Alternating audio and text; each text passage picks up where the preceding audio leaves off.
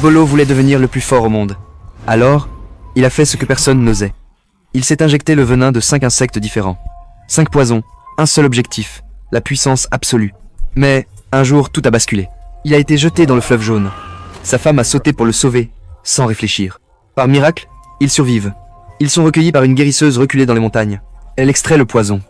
Mais pour Jet Li, c'est trop tard. Son bras droit est foutu, inutilisable. Alors, Jet Li change d'approche. Il commence un entraînement brutal, inhumain. Chaque jour, il s'imagine en train d'arracher l'armure de son ennemi, comme on arrache l'écorce d'un arbre. Un jour, il entend une voix au sommet d'un arbre. 2 maîtres sont là, debout, à 5 mètres du sol. Jet Li les supplie, prenez-moi comme disciple. Il refuse, il les défie, il perd.